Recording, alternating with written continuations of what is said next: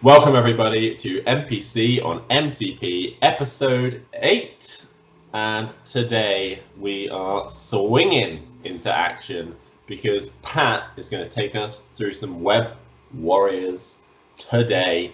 We're going to be doing our usual format, chat about the characters, we're going to chat about a fun list, we're going to chat about a slightly more competitive angle, we are going to look at some comic books. We're going to talk about the animated show. We're going to try and avoid to talk about the bad guys because that's going to be my episode at some point.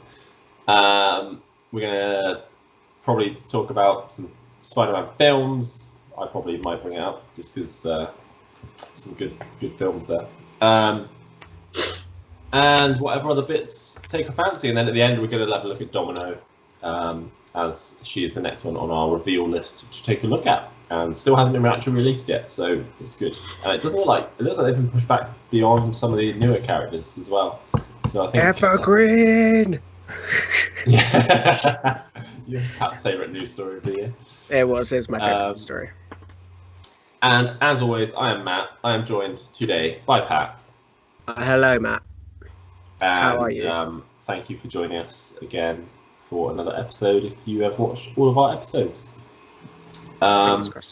So, you know, I had something in mind to talk about before we started. Oh yeah. And I forgot. That's all right. Oh no, I know what it was. I know what it was. Oh. Did you have a chance to watch the Atomic Mass stream last night? I had it on because I was watching the MasterChef final with my girlfriend, but I had it on my phone, and I had a very good friend in Wargaming Dad giving us the lowdown of what was going on, so I could see what was going on, but couldn't hear it. But in chat form, Wargaming Dad, I think Darren was Wargaming Dad were both giving a play-by-play. Yeah, I was for the first turn or two. Yeah. And then I got pulled away to do something else. But it's very cool, though. I like that. I like that way of like drip feeding us some interesting stuff about. Oh, they've been doing that really well. I'm glad there has been a bit of a break from the minis, but now it's been too long. I want some more. Yeah, man. I think Scarlet Witch is everything I've ever asked for. Scarlet Witch seems a character that does not care what you roll, good or bad. Something's going to happen. I need that. Right? I don't know. I think I've shown that. And man, I'm surprised with Quicksilver being at 3. Like, he's got some pretty tasty stuff as well with the long move, for which we obviously expected, but then like the pay 2 to get another long move, and then didn't he have an ability that allowed him to add defense dice against physical and energy attacks? Both of his, he gets rerolls. Both of his attacks have medium moves attached to it. One's a trigger, one's automatic. He is going to be speedy, which is awesome, which is great, which is what we wanted. That's exactly what we wanted. So we're not going to talk about it too much, but it was a good stream. It was a very cool stream. I think they put most of their streams up on their YouTube channel at some point, so it's worth catching up if you're interested in Mr. Sinister, Quicksilver, and Scarlet Witch, because Sinister looks decent as well. And we had some tactics cards. And a couple of tactics cards just sprinkled in. It was very cool. Cool. So, more of that, please. More of that. Definitely more of that. I'd like to see some more games played by the guys, with the newer models. So, today, Pat, you chose Web Warriors.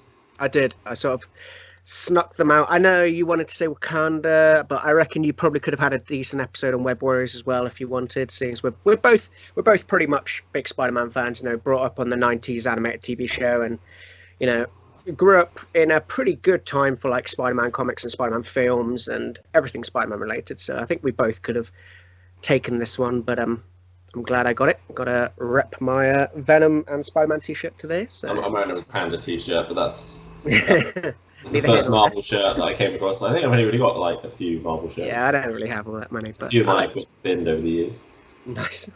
But yes, so I will be looking at the Web Warriors, and like always, what I want to do is really just tackle where are the Web Warriors coming from and who are they in regards of outside of MCP. So they're sort of a relatively new spider-themed sort of superhero group.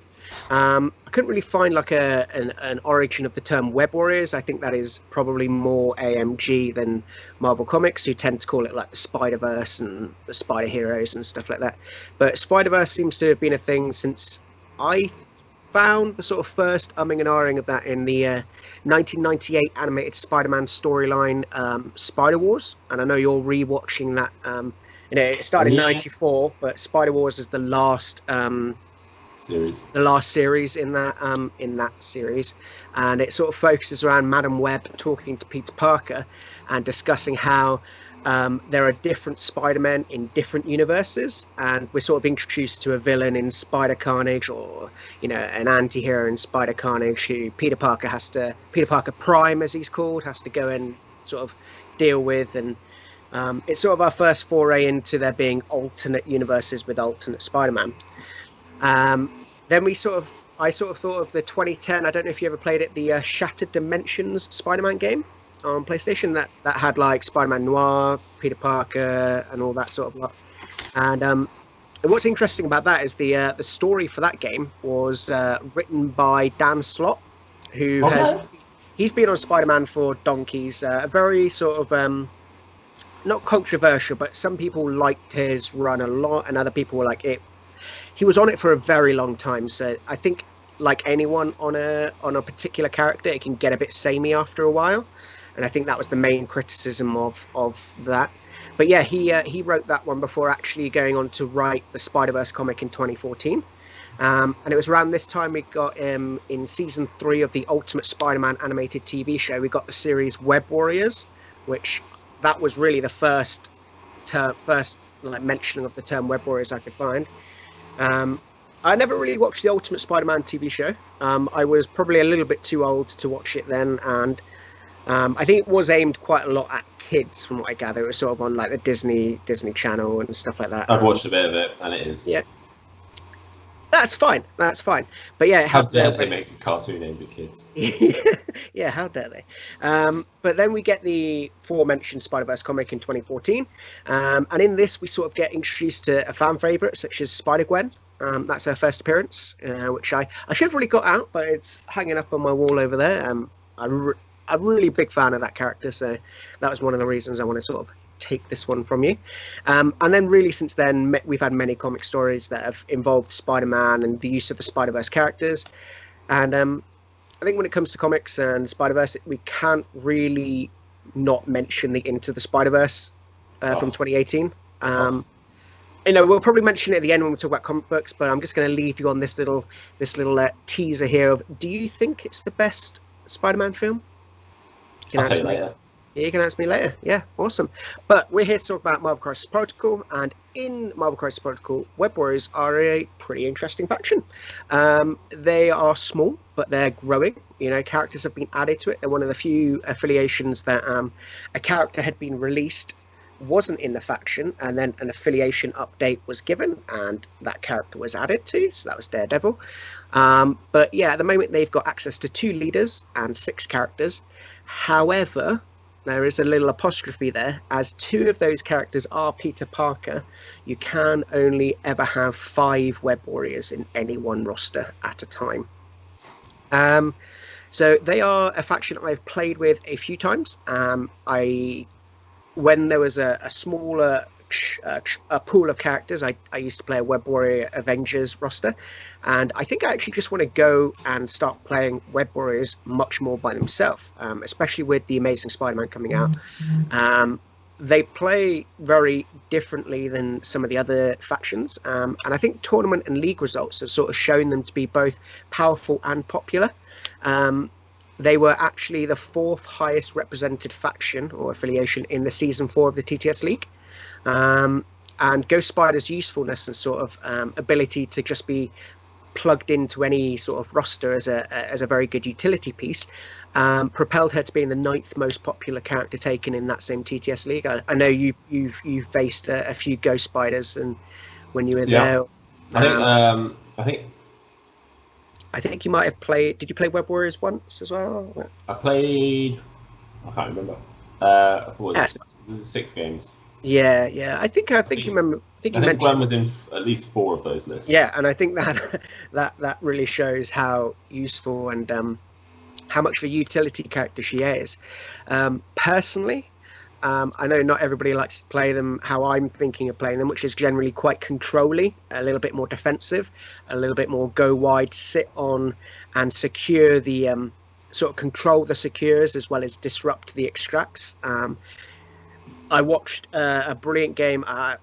forgive me, I can't remember who was playing it, but Web Warriors managed to not roll a single attack dice in that entire game, and they managed to win, which I think is contentious. You know, that's probably not how we want our game to be played, but it was a way of playing that just it's very different than what I like to do with A-Force, which is generally just drop She-Hulk off and watch her beat people into the ground. Up, yeah. Yeah, or get beaten up like she has done recently, which is really, really weird. But generally, they're quite controlly. They've got good mobility.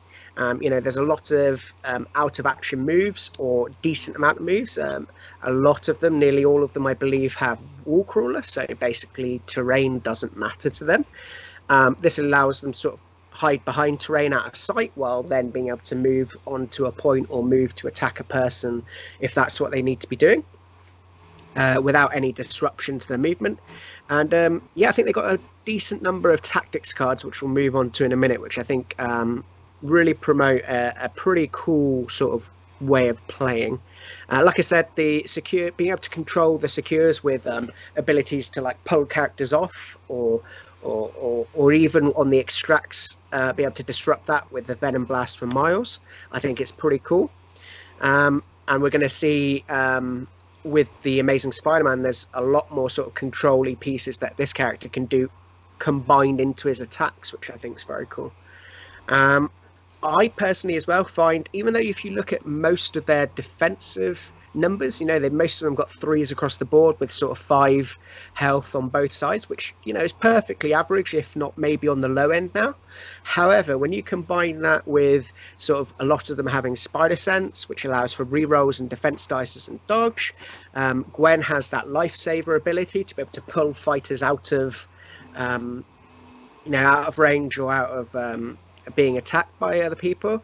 You know, Miles has stealth, radar sense on Daredevil, and both We Are Venom and Lethal Protector on Venom himself really do promote some sort of defensive buffs, which you really wouldn't expect when you're looking at the cards themselves.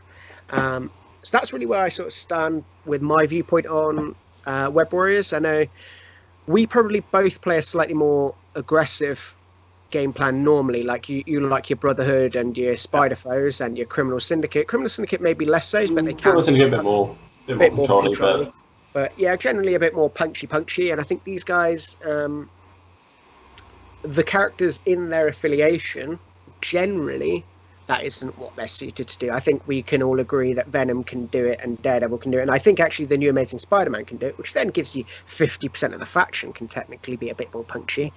But yeah, I'm not sure that's entirely how you want to be playing them personally. But I think we should probably go on to the characters themselves. Now, we did talk about Amazing Spider-Man. We sort of talked about Amazing Spider-Man not too long ago, so I'm not going to dwell too long on him. I just really want to mention the fact that he's a 5 threat. He has higher than the average sort of stamina compared to the other Web Warriors in 443. He's got a pretty decent health pool as well, with 12 instead of sort of the average 10. But remember, you are paying a premium for that, in the sense that you're paying 5 instead of most of the time 3 with these fighters. He's obviously a long mover, and he's mastered his spider sense, so he gets to reroll any number of those defense or dodge dice. And he's got web swing, which is that big one, which is an out of action movement that we'll see on like Miles as well, which is very cool. But really, I wanted to focus a little bit on his leadership, which is Friendly Neighborhood Spider Team. So once per turn during an allied character's activation, it may pay 1 power and choose an enemy character within 2. Chosen character gains the slow special condition. However, if that character already is slow, thanks to the special condition, place it within 1 of its current position and remove that slow condition. So a little bit more control in the sense that you can pull people towards you, pull people off the objectives. As we know, generally, most players will place their characters when they're on an objective the maximum away that they can be while still be contesting. So that one can be pulling them away from, pulling them away off the points if that's what needed. But we'll see with tactics cards coming up, mainly all webbed up, that the slow special condition is kind of a thing that the Web Warriors can use to their advantage, which is kind of cool. Personally, in the rosters, both the rosters I built today, Amazing Spider-Man has just replaced Spider-Man Peter Parker, and that's generally just because of flexibility there. It gives you the option of a second leader and a better character card, in my opinion. I don't think it's just your opinion. Yeah, I think that's fair. I don't want to speak down to Peter Parker too much because I know he does have his fans, and I think he's got his utility. But I think in Web Warriors alone, Amazing Spider-Man probably takes the cake just because of that added flexibility of being a leader and just having so much good stuff on his card. Should we go to the next leader then? I think it makes sense to stick with the leaders, let's stick with a younger, more energetic, more enthusiastic Spider-Man. So we got Miles Morales here. He's a 3 threat. He's 5 movement, size 2, 5 health, medium movement, 5 move. Yeah, that'd be kind of cool. 3s across the board when it comes to health. He's got a webline kick, range 3. 4 dice for 0 cost. When the attack is resolved, this character gains power equal to damage dealt. General builder does have a wild throw though. If the character is size 3 or less, before the damage is dealt, throw that target small or short away. You don't have to, but always nice. Again, a little bit more control piece. You know, just knock those people off the points that they're trying to get to, throw them away from you so that you do not get attacked. Because you know, if you can't get attacked, you can't get killed. Simple as that. And on a 4 dice attack, it's nice to get the extra. Just that extra potential damage. Yeah. I mean, it's 4 dice, but it is range 3, whereas a lot of builders are range 2, so you do pay for that. And there are ways to get dice. I'll bury the lead a little bit there, but his second attack, Venom Blast. Now this is an energy attack, range 2, so you've got to be a little bit closer. 7 dice, which is very nice. It does cost 3, so it's not the cheapest attack, but nor is it the most expensive, especially at 7 dice energy. I think that's pretty tasty. That's decent. And this is the really cool thing: after the attack is resolved, the character drops all objective tokens they're holding. So this is when I was talking about the fact that when you got the extracts, Miles is very neat in the sense that he can just zap them out of your opponent's hands. It's annoying. It's annoying. It is annoying. I enjoy doing it, and I don't enjoy it being done to me. So when you like both sides of the coin, it's probably a good ability. Web Swing, I'll leave the leadership ability. Web Swing costs 2. Place this character within 3 of its current position, so another out of action movement, which is very nice. Range 3, we've seen it before and we love it. The next time this character makes its webline kick, add 2 dice to the attack roll. This superpower can only be used once per turn. Momentum does for you. That's exactly what momentum does for you. And I think for 2 power, making the webline kick 6 dice and that extra 3 movement makes it just that much more likely that 1, you're going to do some damage, but 2, you're probably going to get that throw off. Maybe not probably, but you know, it ups the odds quite a lot. Yeah, it's quite nice as well because normally adding 2 dice costs 3 power, right? That's the usual. So this gets 2 power bags you a move and 2 dice. Yep. You just got to remember that it's the next time you make the webline kick attack this turn. So you know, you really do want to. I've definitely used it in a pinch to just move the 3 away. So which is absolutely fine. But you know, you want to try and get as much benefit out of that as possible. So he's got stealth, which means he must be enemy characters must be within 3 to target with attacks. And then we get spider sense, which a few of the spider characters have got. Obviously, Amazing Spider-Man has mastered this, so unfortunately, Miles Morales has a few more lessons to learn before he gets to that level. But when they're defending, against physical or energy attacks, or making a dodge roll, which is the big one, it may re-roll 2 of its defense or dodge dice. So when you get 3 dice to begin with, being able to re-roll 2 of those is really nice. Now, obviously, Xavier Protocols is the man if you want to get the numbers, but all I've got is that gut feeling of 2 out of 3. That's more than 1 out of 3. That's pretty good. Like that's more than half. That's tasty, and it's free. You don't have to pay for that. Love it. Rerolls are always good, and the ability to reroll 2 is very nice. So yeah, I think he's quite defensive in the sense that he's got spider sense, stealth, the ability to web swing away, throw people away from him. I like Miles Morales a lot, even before we get to his leadership ability. You know, I've used him a lot in Avengers. Web swinging for 1 is a really, really good thing to be able to do that on turn 1 or subsequent turns when, you know, you really just need to get out of dodge or just properly beat someone down. But his leadership ability is the Great Responsibility. Allied characters may reroll 1 defense die. Additionally, they may modify and reroll skull results while they are holding or contesting an objective token. Very nice. I mean, we're already rerolling 2, being able to reroll, you know, another one, and then if you're holding or contesting objectives, being able to modify the skulls, that's where it really comes in. That's where how many times have you rolled that one successful dodge or 2 successful dodges and one of them's a skull and you're thinking, spider sense, you know, you've done nothing for me this turn. However, if you are holding or contesting an objective, you do get to influence that dice as well, which is always tasty. I do believe nothing changes on his injured side. It does not. And generally, like I said, I'm a massive fan of this character, not only in Web Warriors, but out of affiliation. I think he's very powerful. He fills a niche. He's got a nice attack, which not many other fighters have access to. The web swinging is always tasty. And like I said, being able to sit on an objective, and especially in Web Warriors or contesting an objective and just getting that additional ability to modify more dice is always nice. And I think nothing to sniff at. And that top stat line, the 5 health, medium move, size 2, 3 cost, 3s across the board, that's really the benchmark of what we expect to see when we look at Web Warriors. So I will move on to Ghost Spider next, only because her top line is pretty much the same, except her movement is up to long. Ooh. So Gwen's, yeah, love it. Yeah, Gwen Stacy, a little bit more maneuverable. She can just get that bit longer, which is always tasty. Long move, I love it. I love to see it. She has 3 attacks, however they are all physical. The first one is Spider Technique. So this is a range 2, 4 dice for 0. It's obviously just her builder, so she gains power equal to damage dealt.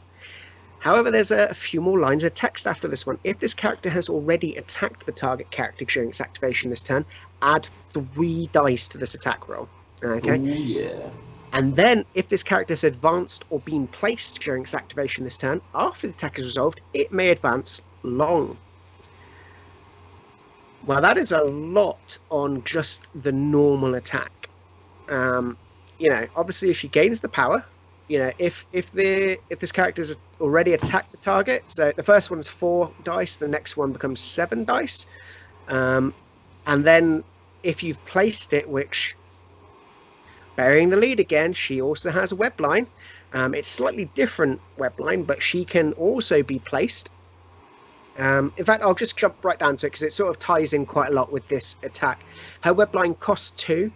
But this time you get to... Oh, no, this is the wrong... Yeah, this is the one that's on Peter Parker's Spider-Man, isn't it? Yeah. So you push an enemy... Yeah, okay, I'll get back to them later. Yeah, if you've moved, or if you've got any other ways of moving this turn... Tactics cards, you know. What's the one that allows you to move? Wait, does Lockjaw's teleport place you? Yeah, I think so. Yeah, I think all teleports will place. So that's really tasty, actually. Yeah, that's a good one.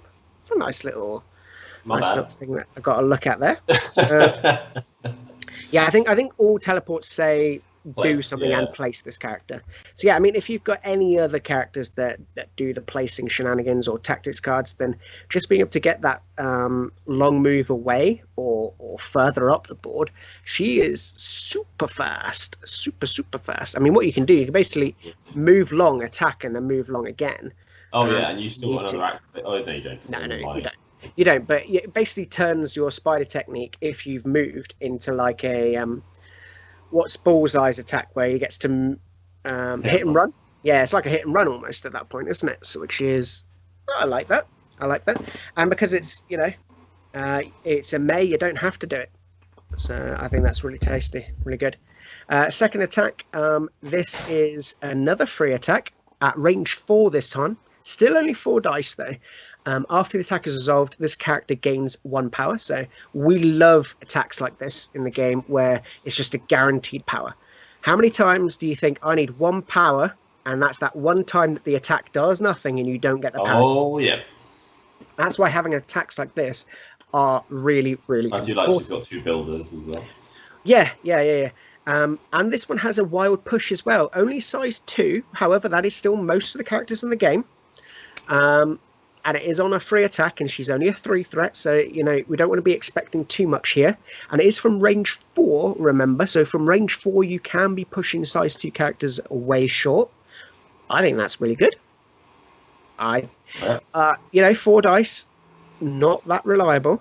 However, if you've got any way to get those extra dice, that's like a 50% chance for a wild. Yeah, exactly. It's not gonna go off all the time, but a nice thing if it happens. Don't plan for it, and that's why I sort of want to be playing Web Warriors a little bit more. Is that I think they're going to make you better in other affiliations because they require a lot on like placement and like more about like placing your characters, and attacking is definitely a second option because most of the attacks, as we'll see, are not the best in the sense that they're not going to be a She-Hulk rolling her 9 dice, so it's not going to be a Kingpin stunning and staggering or slowing and staggering people, but there's a lot of pushes as we've seen. And finally, we get on to, I think, her coolest attack, which is Freestyle Beatdown. This, again, is only range 2, so much like a spider technique, but it is 6 dice for the cost of 3. So, not great economy there. 3 cost for 6 dice. Usually, I think we like to see that 7 dice on there if possible. However, if this attack deals any damage and the target is size 3 or less, you may throw that character away short. So we've got some pushes, we've got some throws, we've got some extra placement. All those 3 things I was talking about that Web Warriors like to do are all on Gwen Stacy's card there, which I think really surmises quite nicely what they're about. Sort of buried the lead a bit on Webline, so much like Peter Parker Spider-Man as opposed to Miles Morales. So this one is a push an enemy within 4 towards you short. For 2, so that's like pulling people off points, pulling you closer into, say, a Venom attack later, or whatever other characters you've decided to put in your roster. MODOK, maybe. Just throwing some chairs at people, I don't know. Like, you do what you want to do, bro. And but pulling people off those points, I think, is the main thing. When you can force your opponent's characters to not be where they want them to be, it's always good for you, generally. She is a wall crawler. Like the rest of the Web Warriors, and I think her most interesting ability is the Lifesaver one. And now this is the one which really I think her utility is in there for with the web line. I think she's in there more for her 2 abilities as opposed to her 3 attacks. Her attacks are nice, but I think those 2 abilities are what you want to be doing with her. Basically, Lifesaver costs 2. It's a reactive superpower. When an enemy character targets another allied character with an attack within this character's line of sight, so within Gwen Stacy's line of sight and within 4 of her, you can use this superpower. Push the target allied character towards Gwen Stacy short. So she basically web lines one of her friends. And then if at the end of the push, the target character is outside of the attack's range and or line of sight, the attack ends. If it is the attacker's activation and the attack did not target multiple characters, they may make another action. So we're not going to prevent you from doing what you want to do. You can still have your fun. You just can't have your fun against the character I don't want you to have your fun against, basically. You can only use this once per turn. Like, this is the one which I need to get better at, because I think this is what you take Gwen Stacy for. And I think it's very difficult to sort of get everything lined up properly where, you're going to pull people away at the right time.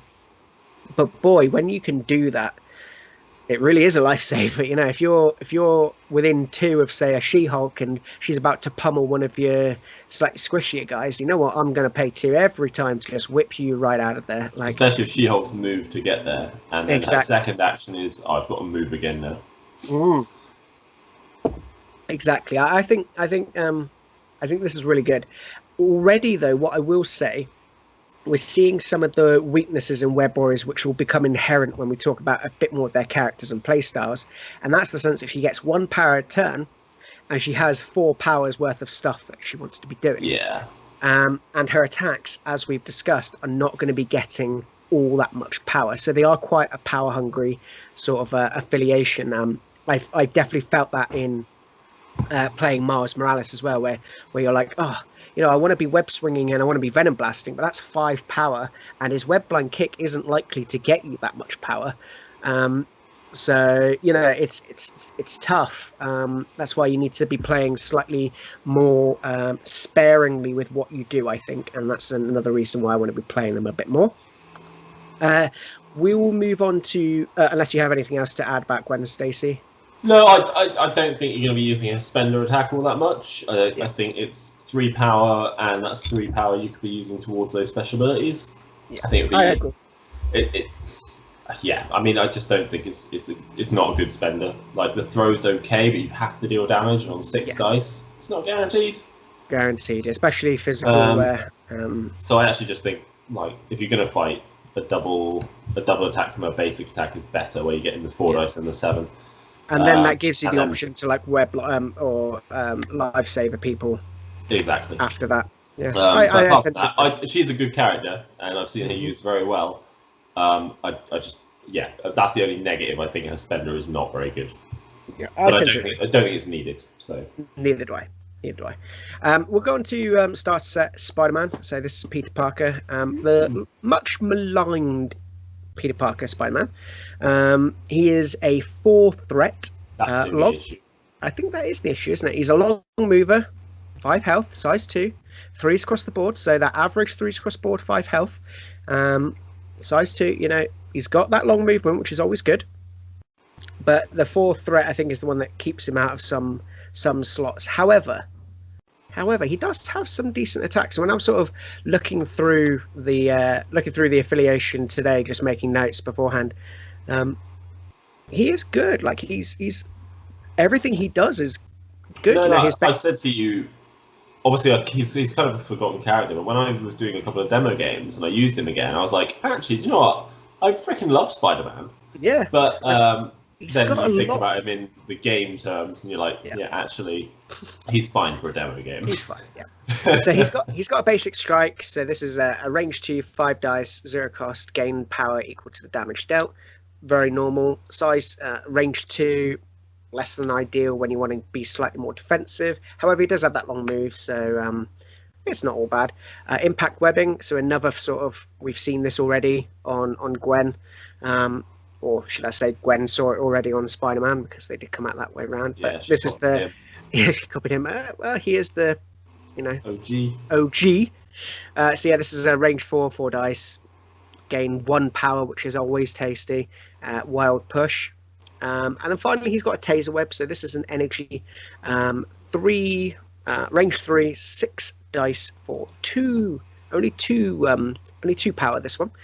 2 cost, and if the attack gains 1 or more damage after the attack is resolved, the target character gains the stun special condition. I love stun. Stun is lovely. 6 dice for 2 at range 3 with the ability to do stun. I actually think that's a pretty good attack. This is actually worth using. Yeah, absolutely. I tend to agree. Well, I mean, the problem is when we go on to the next line, the next 2 lines. That 2 power can be doing some other stuff. Yeah, that 2 power could be weblining people, which is the one that I got confused with Miles Morales here. But this is one that basically allows you to pull an enemy character within 4 short towards Peter Parker at the cost of 2. Again, when you're moving enemy characters where the enemy has not placed them, you're preventing them from doing what they want to be doing. And that is always good. He then has a 3 cost Web Occult. So this is choose an interactive terrain feature on an enemy character, both the size 2 or less, and within 3, and throw it short. This superpower can only be used once per turn. So he has a throw. Okay, this is something. Is it the best throw on the planet? No. Is it one of the worst throws on the planet? Probably. But, it's still a throw, and it's not really something I have mentioned at all on the Web Warriors so far. Now, obviously, Amazing Spider-Man does have. Is it a throw? I mean, it's sort of a throw on his attacks. Oh, his is great. Yeah, sort of. On his. Yeah, it's a throw. It's on his attacks. It's a trigger off his attacks, which is cool. But yeah, this is the only character I've sort of spoken about so far that just has the words choose an interactive terrain feature, blah blah blah blah blah, and throw it. All right. I mean, the only thing you say is it the worst throw? It can be a character or, and it is range 3, so it's the same as Doc Ock's throw, and I quite like Doc Ock's throw. So you know what, you're bashing it. I'm gonna say it's an okay throw. I mean, I think I said it was an okay throw. I think I said it wasn't the best, and I said, is it the worst? Maybe. Yeah, maybe. I don't think it's the worst. I think there are worse throws. Can't think of anything off the top of my head, but I know there is a worse throw out there. You let us know, chat. You let us know. You let us know the worst throw in the game. He has Spider Sense, so this is the ability which was obviously lacking from Spider-Gwen, but instead of Spider Sense on Gwen, she had the Lifesaver, which is using her ability to help other people instead of helping herself, because she's so selfless like that. Peter Parker is really selfish and just wants to keep all his Spider Sensing to himself. He is a wall crawler, and nothing changes on his injured side. Now, I don't think I mentioned anything on his card that I outwardly do not like. It's all the fact that the package comes in a 4 cost, and I think Matt and I both agree that 3 cost would probably be too cheap for him, and 4 cost is too expensive, or maybe not definitely too expensive, but it's the point where you're like, what am I doing with him? And if what you're doing with him is moving that long and just pulling people off and then taser webbing them later, where are you getting that power from, first of all? But two, that's a pretty neat thing to be able to do. I just wish maybe, I don't know. I don't know what you could do to this character to, maybe it was just make him a medium mover. That would be enough to drop him down to a 3 cost. I don't know. Drop the throw. Yeah, maybe drop the throw. I would argue Valkyrie's throw is as mediocre, if not the same. It's only 2 power, but it's only range 2, but otherwise it's the same. But it costs 2, so Valkyrie can do it straight away. It's ranged, but Spider-Man could throw Valkyrie before Valkyrie could throw Spider-Man. Probably not, because Spider-Man probably wouldn't have 3 power as Valkyrie has 2 power in turn 1. Right. Okay, fair point. Yeah, I mean, the only one that I can think is Beasts, but Beasts is also 2, because his is size 2, but only within 2. But it only costs 2. But... Yeah. We're getting hung up on throw, absolutely. I like Peter Parker. Does he make any of the rosters I looked at later? No. Sorry, Peter Parker. If he was 3 threat, and you had the choice between him or an Amazing Spider-Man in your roster, obviously you do have that choice, because that is the choice you have to make. We should point out that when it's not just choosing them for your final character, your team. Yeah. You cannot have 2 of the same character named in your roster. So in those 10 characters, or 15 if you're playing Battle Realms, you cannot have 2 Peter Parkers. Now, down the line, you might release Peter B. Parker or whatever, that would be fine. Yeah. You can have as many Spider-Men as you want, as long as they are not representing the same character. Alias. Yeah. I just forgot how to say that word. English is my first language. Alias. Alias. But yeah, that's the problem there, because Amazing Spider-Man opens up a secondary leadership ability and does a lot. And 5 threat is it's different. You don't have any of that in the roster. Eddie Brock. Now, I will touch on Eddie Brock, Venom, only because I think he's really good, but he obviously fits in Spider-Foes, which is a roster. I don't mind if you want to do. I don't mind doing Venom now, because you're lacking in characters, and Spider-Foes are going to have a few more by the time we get there. Cool. So we've got Eddie Brock. He is 7 health, only a short mover, but he's on a medium base, size 3, 4 cost. His defenses are a little bit different than the other ones. He's 4 physical, 2 energy, 3 mystic. The 2 energy, obviously, red lights. We're getting a little bit worried there with the 2 energy, especially as we know energy attacks are the best in the game. And the reason they're the best in the game is because generally the energy defenses are on the slightly weaker side. That's generally how it goes. He has 2 attacks, symbiote tendrils, range 3, 5 dice for 0 cost. After the attack is resolved, this character gains power equal to damage dealt. Love a builder with 5 dice, range 3. However, after the attack is resolved, the target character gains the bleed special condition. Doesn't have to do trigger. damage, doesn't have to do anything. Automatic trigger. We love those. And bleed is always useful. It basically means that whatever damage you do, as long as that character hasn't activated, it could be an extra damage or it's a stagger. That's one way of thinking about it. Yeah, it's either a stagger or they're going to take an extra. They're going to shake it, spend an action to shake it, or they're just going to have to be like, do you know what, I'm taking it. And the amount of times I ignore bleed and just take that damage, which is not a good thing, but like, unless I'm desperate, like that character needs to survive or whatever, but I agree. The amount of times I just take that damage, it stacks up over the course of the game. Exactly. And then we get his second attack, which is a delicious. This is say it in the voice. We are Venom. Yeah. So this is a range 3, 7 dice for 3 power. Nice. After the attack is resolved, this character removes 1 damage from itself for each 1 damage inflicted. Yep. That's so delicious. Yeah, literally, he is eating you, and it's incredible. So this stands out. It's 3 power. It's range 3, and it heals. And it heals, and it's 7 dice. You can just kill people, man. Yeah. 7 dice is at the point where you can kill it. And when you can kill a 5 stamina character, it's not going to happen likely. But I have seen it. I've done it. I've done it. I've had it done. Yeah. Brilliant. I think that both of those attacks there are great. The one thing that stands out to me, unfortunately, is the small move. But like I said, medium base, and it's much easier to deal with that, I think, in the current game where there's more movement cards and other ways than when he first came out. Exactly. We then go on to his superpowers. He's got 4 or 5. He's got 5. I can't count. He has 2 active superpowers. The first one being Klintar Rage. This is a 3-cost superpower, and this is choose an interactive terrain feature or enemy, both a size 3 or less, and within 2, and throw it medium. Now this is a good throw. All right. Obviously, like most other throws in the game, it can only be done once per turn. But size 3, within 2, obviously, whatever. But throwing it medium, that's really good. Like that's a fair old distance.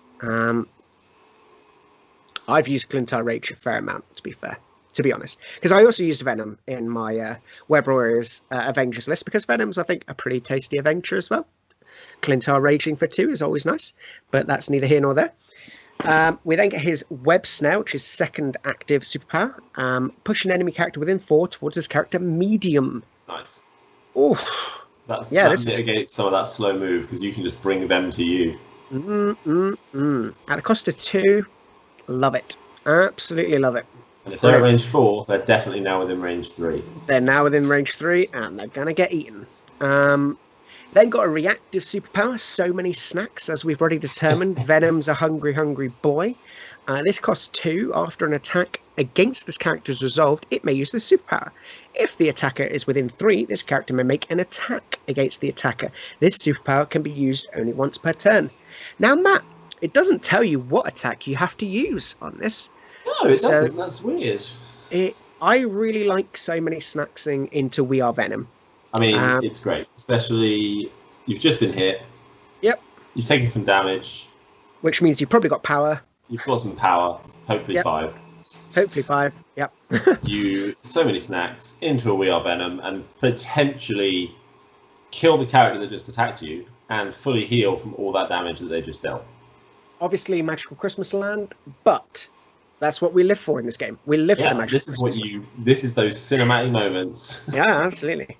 Where Venom's just like, what? It's like engulfing someone. Incredible stuff. He's got 2. I forget what the word is. I just call them always on. What are they? Yeah, called? do you know what? I've completely forgotten what they're called. They're always on. Whatever. He's a wall crawler. He's got symbiotic instincts. When this character is attacking, the defending character cannot modify their defense dice. Yeah. Now, goodbye cover. Whew. Goodbye spider sense. Goodbye spider sense. Goodbye cover. Oh, yeah, I love this. This is I'm so glad they put that in though. It's so great. Like obviously at the time it was just Spider-Man. Yeah. When Venom came out, and it's like, look, he's got spider sense. And it's like, nah, Venom just turns that off. Yep. I love it. I love it. And on his injured side, we've only got one change, and that's unfortunately that is he drops his stamina from 7 to 6. But you know what? I still think 13 on a 4 threat with 4 physical health, or 4 physical defense at least, is pretty good. Yeah. You have to pick your battles with Venom. Venom is not going to be good in every game, especially if there's an energy-heavy team against you. You just need to pick your fights, line him up so that he can, maybe get a physical dude. He can take a pretty tanky character. I've seen Venom eat Thor before. I've seen, like that's fine. Like that's gonna happen. I've unfortunately seen Venom eat my Magneto as well. Yeah, exactly. It happens, and I just think Venom's a bit more like what I want to be doing in games generally, which is like get to roll some dice and eat some people. And maybe throw some terrain. That's basically what I want to be doing in the game. Whereas in Web Warriors, what we've seen is he does that, and nobody else really does that, which is just like, I don't really care about control. My type of control is just eating you. And if I have to, I can just throw you off a point. Yeah. Because that is always what he can do. So, yeah, Venom's wicked, and especially seeing as I want to be playing these guys a bit more, I'm going to be putting Venom a lot more on the table than I have done more recently. And last but not least, we have the I guess we can call him the newest edition, because Amazing Spider-Man technically is not out yet. Daredevil is the newest addition to the Web Warriors. So obviously he's mainly defenders. Yeah. So I won't brush him up too much. I just want to say that the main thing I want to talk about is the fact that, like Venom, he is 4 threat. However, unlike Venom, he has that average stat line with the spiders, so 5 health. He's a long mover, size 2 3s across the board. He has a defensive buff in radar sense, so when attacking against, or when defending, against physical. And if you must see that put to good use, watch our live stream Civil War games. Yeah, what was that? Game 1 where just Daredevil just didn't Daredevil and Panther in the middle. It was just I couldn't do anything. Come at me. But the only thing I did want to mention is he has Baton Hook, which is sort of another pole, a bit like the web line that we've seen from other characters. So the ability to just remove people from points, especially ignoring line of sight and not being able to benefit from cover, makes that 4 dice. Getting the wild, like you say, it's not going to happen every time on 4 dice, but being able to pull people off points is good. It is only size 2, but it's better than nothing.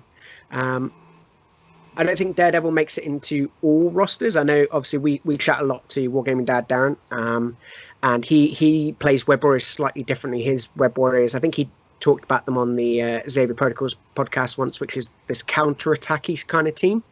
And Daredevil makes it in every time there because he's got Man Without Fear, which allows you to sort of reactively attack, which is very cool. That's his style of control, which is just like, if you want to attack me, that's cool. I'm going to attack you back, and it's not my turn because I've spent all my turn maneuvering properly and pushing you off points, and then I get my attacks when you attack me, which I think is a very interesting style of playing, and probably one that I think you need to have a lot more understanding of placement and the importance of placing characters and activation, making sure you're doing your activations properly. But yeah, I think Daredevil's an interesting choice. He's a good choice, obviously, from a thematic standpoint.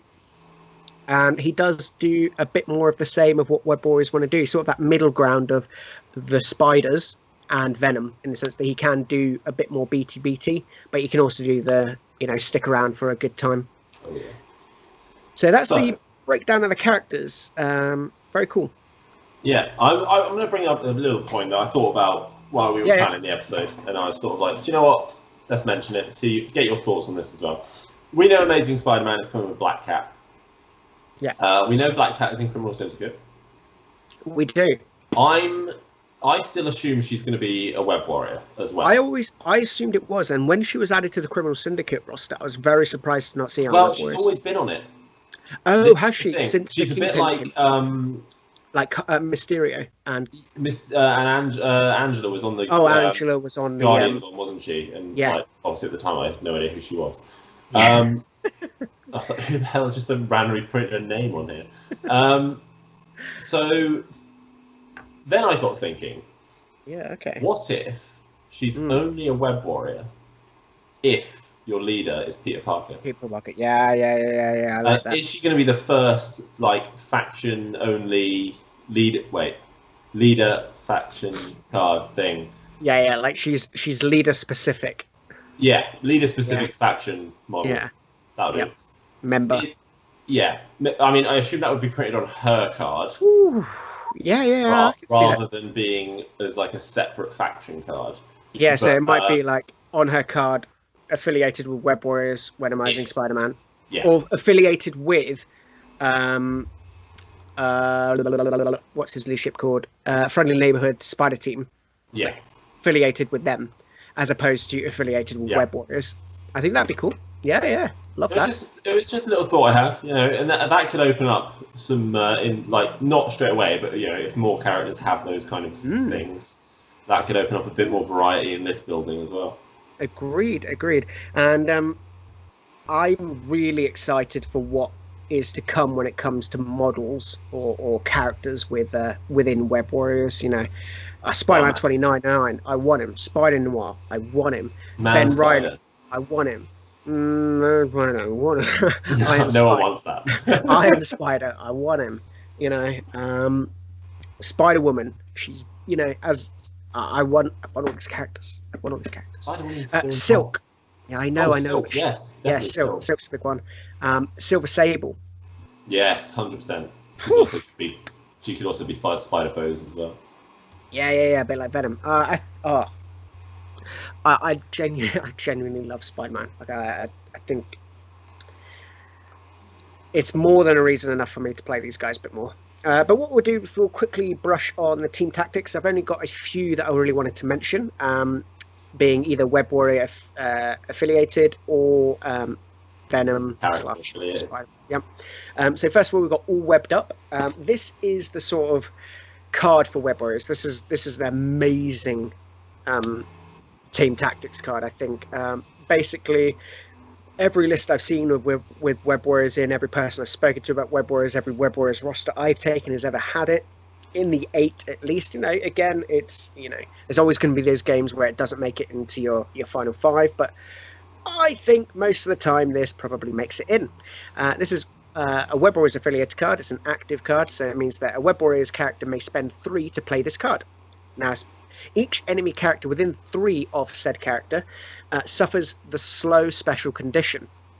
When an allied Web Warriors character, so that's the important bit there, is attacking a character suffering the slow special condition, not suffering it thanks to all webbed up, it can be any other way of getting that slow special condition on you, you get to add 2 dice to the attack roll.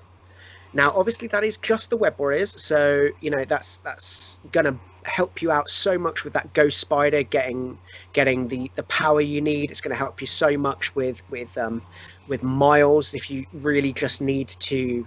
I love for 3. You don't have to spend the power of Miles Morales to use this attack, so it doesn't cost you 6. But what I love is Venom blasting for 9. Is always good, and it really does buff up the attacks of Venom to the point where you can reasonably be like killing characters outright and healing all your damage, which I think really does help. Amazing Spider-Man, obviously he's got an 8 dice attack, so bumping that up to 10. How necessary is it? Always necessary, guys. Oh yeah, when you hit double figures on dice, you've pinnacled. Achievement unlocked. And then you roll 1 hit. That's what I tend to find, actually. The more dice you roll, the worse the roll. Yeah, 100%. Yeah. But yeah, this is sweet. And the fact that it's each enemy character, like how many times is your opponent, like if you get 2 or 3 characters in here, is your opponent really then going to spend like 3 activations to shake slow 3 times? Like, probably not. And not only that, you can obviously do this against characters that have already activated, so they haven't, unless they're, Asgard. They can't really shake that slow. Yeah, I think this card's brilliant. Take it. Won't be disappointed. That's the word. I was going to say impressed, but actually you will be impressed. That's the complete opposite of what I was trying to say. We next have the only other Web Warriors affiliated card, and that is Web Barrier. I'm going to shout this. I really like this card. Oh, Thematically. I like it. I like it in game too. Is it as good as all webbed up? Nope. But it's very different. So we must remember that it's very different. 2 Web Warrior characters may both spend 1 power to play this card, so it's cheap. While these characters are within 3 of each other, this round they cannot be pushed, thrown, or placed by enemy effects. And while advancing, enemy characters cannot place the movement tool that would overlap either allied character or straight line between these characters unless they are climbing. So if they are a web crawler or whatever, or if they're physically, getting up a building. Characters cannot also draw line of sight through these characters or a straight line between them this round. There is a lot going on in this card. It's all good. Like, there is not a single downside to this. It's cheap. Range 3 between each other isn't. Decent amount. Yes, decent amount. And we know how good not being able to push or thrown off points are. Like, I play A4 Stalwart. Determination is a shoo-in just because of Wakanda and Web Warriors and to a certain extent Brotherhood, and as we talked about it last week, Criminal Syndicate have access to a decent number of throws as well. Just being able to avoid being pushed away off those points is imperative. Like, it's so useful. Having the Angela and Medusa rule as well tacked on is pretty tasty as well. And then, blocking line of sight. Love it. So you can play like just decoy with that as well, where you just put it in front of some targets that you don't want to get hit, and you just say, look, you ain't hitting me this round. Like, you're just not doing it. I think it's cool. Does it make your 5 every time? No, definitely not. But it's in both. I believe it's in both the rosters I sent to you today anyway. It might not be in the competitive one. No, it's in the competitive one as well. So I think this is cool. I like it. We will go on to Lethal Protector now. So this is a Venom only card. So it's a reactive. It's unaffiliated, but obviously you have to have Venom. When an enemy character targets an allied character within 3 of Venom with an attack, Venom may spend 2, place Venom within 1 of the allied character, and then Venom becomes the target of the attack regardless of range and line of sight. Yeah, this is brilliant. This is so good. Like, this can possibly be sort of a range 3 movement on Venom for 2 power. He then gets attacked, so if by, if that attack that does damage to him, if it does 2 damage, he just then gets to so many snacks and sort of reactive superpower again against that person. Yeah, this is good. Like, if you're taking Venom, Lethal Protector is pretty much always in. So it's always in your 8 if you've got Venom. It doesn't always come in because obviously you don't bring Venom. But I would find it very difficult if you're bringing Venom to not bring Lethal Protector, if that makes sense. Like, yeah. It's almost like Deception and Mystique, where it's like if you play Mystique, you're bringing Deception just cause. Like, it's a might as well.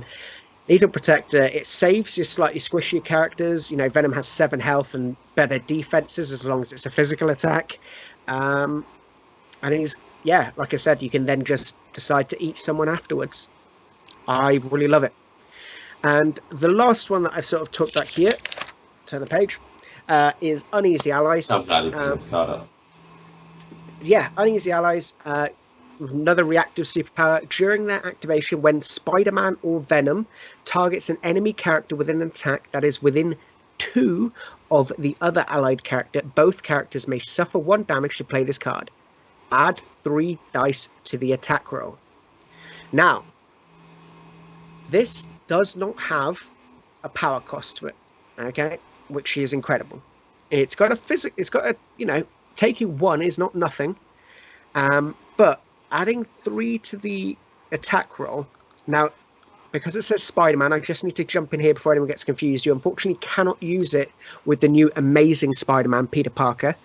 I do believe that's come out with AMG, and they've said that because Amazing Spider-Man is not Spider-Man, he is Amazing Spider-Man, this card does not work. However, it does work with both Peter Parker 4 and Miles Morales. And yeah, being able to add 3 dice to the attack roll for the low cost of 1 damage each, especially on Venom, where you've got a much bigger health pool, you're probably gonna nom some of that health back. I think this is cool. I think it's a really nice card. I really like it. I took it in the fluffy list. I didn't quite make room for it in the slightly more competitive one. I think fluffy is fine. Yeah, and it is a very fluffy card. Venom and Peter are not the best of buds all the time, but not all the time. But I was going to say rarely, to be fair. Yeah. Okay. Yeah, that's fair. Tactics cards, pretty simple. Just 4 that I like there. I think we're going to get more when Amazing Spider-Man comes out. Oh, yeah. I think they're all good. I think they all make lists. I think they all help you do what you want to be doing. But in general, I like them. That, my friends, is the sort of breakdown of Web Warriors in MCP. Anything you guys have to add to that, just write it down in the comments, let us know. Before we move on to some lists. So as always, we've done a fluffy list and a competitive list. I do quote unquote with competitive because I haven't actually play tested this one all that much, but I've used resources that I have, such as friends and the TTS League stats and stuff like that, sort of make my decisions a little bit easier. But what we have here is the slightly more fluffy list. Now, this is, as you can see, we have 5 Web Warriors in this one. So what I've basically done is not taken Peter Parker 4. I put an Amazing Spider-Man for his leadership ability to basically just give you a little bit more flexibility. And then from there, I went Deadpool. Deadpool has a massive crush on Peter Parker Spider-Man. So, they had to go together. They've teamed up many times in the comics. I say teamed up. Deadpool has sort of tagged along. Maybe not always the most willingly, but he's joined in. He wants to have a good time with Spider-Man. I've then gone with 2 slightly weirder picks in Black Widow and Captain Marvel. Now, the main reason I've gone for these is both of these characters were at one point a love interest of our beloved Peter Parker. This is true. So Captain Marvel, when she was Miss Marvel, I believe in mid-2000s, she went on a couple of dates with Peter Parker. Didn't last long, but they were a thing. And Black Widow, long before my time, I want to say I did actually look this one up. It's 1979. Natasha Romanoff is abducted and her mind is wiped, and she becomes a sort of character called Nancy Rushman, who I believe is a teacher. And Peter Parker sort of they fall in love with each other, but it can't last, unfortunately. When she comes round, Black Widow's memories come back to her. They sort of have a very cute conversation where Peter admits that he fell in love with someone who doesn't really exist, and Natalia's like, yeah, unfortunately that person doesn't exist, so sucks to be you. He does like his redheads. He really does like his redheads. Now, I've gone for Punisher as my next choice. I think for people who are in the know, the reason for that is very obvious. In Amazing Spider-Man issue 129 in 1974, the Punisher made his debut. So he's he's always going to have that link to Spider-Man for me, in the sense that that's where his first appearance was. He's also pretty cool in the cartoon. He is, yeah, correct. His, like, at least 2 or 3 episodes. Yeah. So I felt okay putting Punisher in there. Yeah, totally okay with that. Last one I put in there is Doc Ock. Interesting choice. Well, this is because one of my more favorite runs of Spider-Man recently was the Superior Spider-Man. Oh.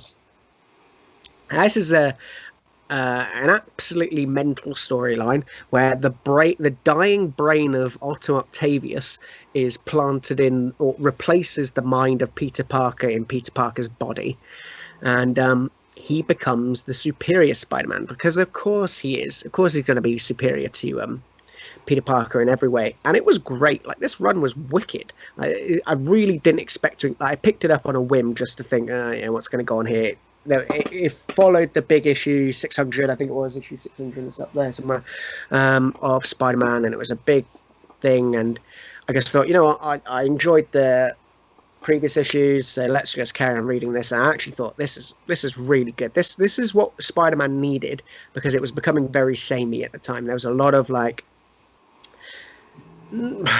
of like treading water. Nothing was really happening, whereas this was huge. So that's why I put Doc Ock in. I'm just going to always pretend it's Superior Spider-Man when I play him in this. I think we're going to get a Superior Spider-Man. I really hope so. Yeah, I think that would be really good. And I think it'll be interesting if he has the name Peter Parker / Otto Octavius. That would be amazing. So you cannot take, it's going to make roster building very, very difficult, and probably mean that he's not played very often.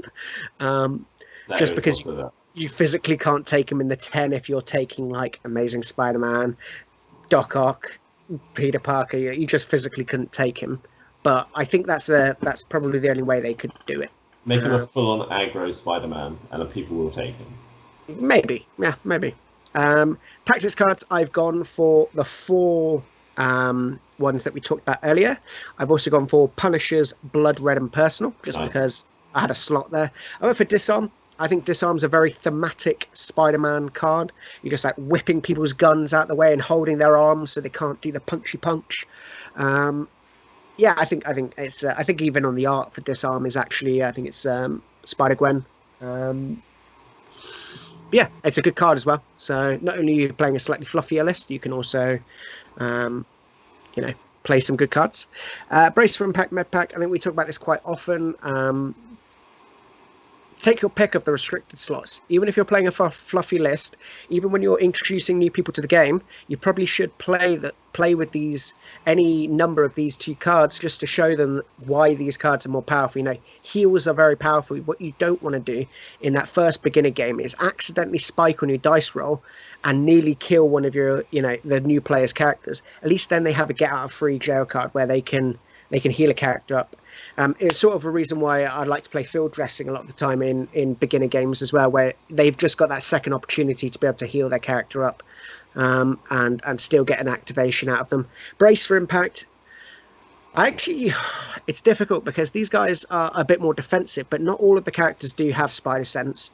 And if they did, maybe Brace doesn't get taken, but I think because they don't, you probably do still take Brace, simply because getting a size 4 building thrown at your face will kill these characters. Like, it could just kill them. So Brace for Impact, super important. When it came to the crises, I just went for some slightly more thematic ones. I didn't really think too much of it. I saw Spider Infected had the word spider in it, goes in the list. Fear Grips. Fear Grips is another one of these ones which is just, I want to play it all the time. So in a thematic list, it's going in because what makes Ghost Spider, what makes Miles Morales, what makes Venom's Hammers. attacks, you know what makes Deadpool better? Hammers. Give them more dice. Just roll more dice, guys. That's what we want to be doing. Panic Grips, what we love about these spider people is swinging in, picking people up, giving them whiplash, breaking the necks, but rescuing them. They're evacuating them. So that's why I've gone for Panic Grips as evacuation efforts continue. Next, I went for Mayor Fisk. Now, Mayor Fisk, as I will talk about a little bit later, I think, is a Spider-Man villain. And that's why I went for this one here. Portals overrun city with spider people. has the word spider in it. It's going in. And last but not least, I sort of went for Cosmic Invasion just because it's not the most fluffy thing, but I think Web Warriors are pretty good on the D maps. So again, even on a fluffy list, sorry, yeah. Think before you speak sometimes, guys. But yeah, on the D map, I think Web Warriors going wide quite like that. Oh, they like to go wide on the D. That's Ghost Spider loves the D. Let's go on the let's go to the competitive list, guys, before Matt's childish mind explodes. Pat broke me. So what do we have here? What changes, Pat? Well, 4 of the characters stay the same, but 6 of them change. So we've got Amazing Spider-Man, Miles Morales, Ghost Spider, and Venom. I have kept that the same. What that then does is give you a core of either 9 or 11 points. So that's where you take either Miles, Ghost, Venom, 10 or 11 points. 10 or 11. You can take 10, 11, or 12 to be your core. So the 10 being Miles, Ghost Spider, and Venom. That gives you 10 points. You can obviously then take Amazing Spider-Man, Miles, and Ghost Spider. That gives you an 11 core, or you can swap out either Ghost Spider or Miles for Venom, or just add them in.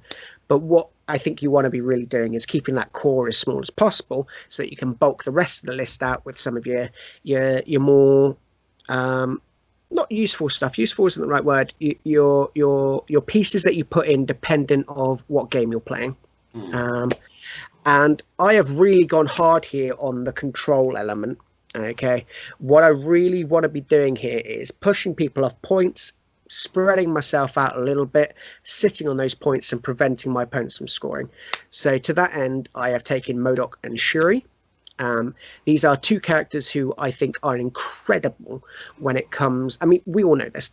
I'm not saying anything new here when I say that both MODOK and Shuri are one of the best characters in the game when it comes to being able to control the secures, being able to just push people off those points and stop them from scoring. Okoye I've put in there as a bodyguard target. Really nice with Venom on the side. You can do Venom and Okoye. And Okoye, that then gives you the bodyguard, but also you then get to like lethal protector with Venom, so they can help each other out there. Toad I put in there as another 2 cost. Yeah, I think Toad. Sorry. Yeah, I think he's a great web warrior. I think so too. He's got out of action movement. He can take those extracts from slightly further away. He's pretty good at legging it out of there. He's got slippery, so if he gets hit, it's another one of those defensive sort of pieces where you can, as long as you don't die, you can basically just slippery right on out of there. Yeah, I agree. I think I kind of like Toad in Web Warriors. He does more of the same of what they do, but just at a cheaper cost. And I think sometimes that's what you need. I've then gone for the 2, probably arguably at the moment, 2 most powerful / most taken characters in the game. They just so happen to work really nicely for this sort of tactic that I'm going for here, which is a slightly more controlling element. And that's Medusa and Enchantress. Both 4 costs. They both have a way of either moving people from where they want to be, and Medusa combines that with the ability to just kill people. Oh, yeah. And Enchantress combines that with the ability to steal the extracts from opponents. I originally had Carnage in here instead of Enchantress. And I think really Carnage would have been maybe the remnants of the style of play that I would like to do, which is more just run up and roll some dice. I actually think Carnage can still be a pretty good web warrior. You just need to, especially if you've got Okoye to bodyguard in there or Venom to lethal protector. I think these are definitely sort of choices that you can make. But at the moment, before play testing it fully, this was the theory crafted one that Mere Wargaming Dad sort of came up with. Like I said, he doesn't play Web Warriors like this, but I sort of made it very clear that this is the way that I wanted to be playing them. Give us a hand, mate. And he did. He came in clutch, and we sort of, I think he sort of talked me away from Carnage and put in the other 2 characters, which I think is totally fair and probably does make the roster slightly better. I would think. When it comes to the tactics, we've still got all webbed up, lethal protector and web barrier. I still managed to keep those in. We still have disarm and the choice of two restricted cards, but I think again brace for impact and med pack are probably the two that I would go for in this roster generally. And the other two cards that I've added in are advanced R&D. I think advanced R&D really allows you to lethal protector on turn 1 with Venom, which is big. And the other one I've gone for here, which is Sacrifice. Now, Sacrifice is a reactive superpower, and if an allied character is within 2 of another allied character and is targeted by an enemy attack, those allied characters may both spend 1 to play this card. The non-targeted allied character immediately becomes the new target of the attack, regardless of range and line of sight. It cannot add additional defense dice to its defense roll and cannot modify its dice during this attack. So, when you really don't want someone to get hit, because sometimes when your characters will get hit, they will go down in Web Warriors, particularly when you look at characters such as Miles, Ghost Spider, Shuri, particularly Venom against, say, like an energy attack. You know, I'd be very happy to just sacrifice another character near them if it meant that I would get more out of the character than I'm keeping alive. It's not a card I have to admit that I've played very often, but it was a card that Wargaming Down was like, look, actually in Web Warriors it's super useful just to be able to have that ability to keep the character you need alive. So yeah, definitely happy to give it a go. And Crises, now this was in my mind quite easy actually. What do I want to be doing? Generally I want to be spreading out a little bit. Okay, I want to be controlling the D's and B's. All right. However, with the addition of MODOK, with the addition of Medusa, with Venom, and also with Amazing Spider-Man, I think you could play an E really nicely as well. So what that then does is give your opponent a really interesting decision, because we're basically playing 2 games here with both of our with both the secures and extracts. We're either playing a bit more punchy up the middle, a bit more clamped in with Gamma and Montesi formula. Now, I know Montesi formula is slightly different in the sense that it only starts up that way, but really what we can do in Web Warriors is ensure that we get that middle point. So we get the middle spell book and the far spell book, and then we're automatically up a little bit. So that's why I went with those there. And obviously we've got MODOK, we've got Shuri, we've got Medusa. We have access to those characters, so really at whatever threat level we play, we can play MODOK, Medusa, Enchantress, Shuri. We can play 1 or 2 of those characters and still be affiliated Web Warriors, which was really important. And then with Cosmic Invasion and Infinity Formula, and then Fear Grips and Spider Infected, they are both well, we've got 2 Ds, a B and an F. So again, these are the more spread out ones. This is the one where you can probably play a little bit wider. You don't have to worry so much about, say, a MODOK. You can then drop your MODOKs for, say, your Shuris and your Okoyes. I think Toad is really good on these ones, especially with Spider Infected and Fear Grips. I think he can really do a job there. What Amazing Spider-Man can do with his long move is really threaten the back points as well. And remember, with say the D map, a lot of the time you just want to be keeping parity, so just keeping 50% of the points, which is very easy to do on Web Warriors. And in fact, what with Web Warriors you can do, because you can move so much, you control so many points, you can threaten that third one, and then that really starts to swing. And that doesn't matter then about the secures and the extracts as much, because you can start swinging the other game. And again, with the that's the same rings true for, say, Infinity Formula, where you got the B points.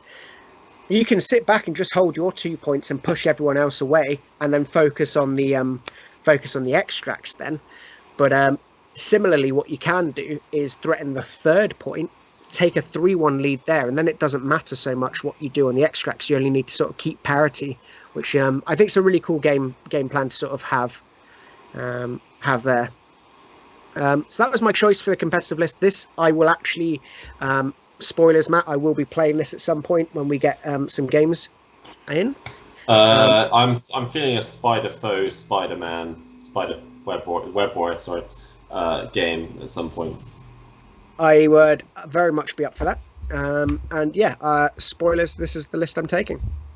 Cool. I look forward to it. Yeah. So that was just a little something I threw together for today.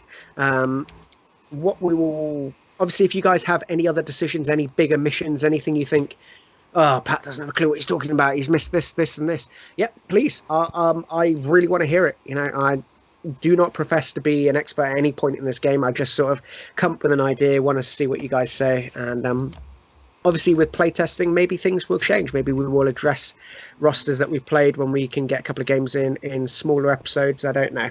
Going forward, that might be something.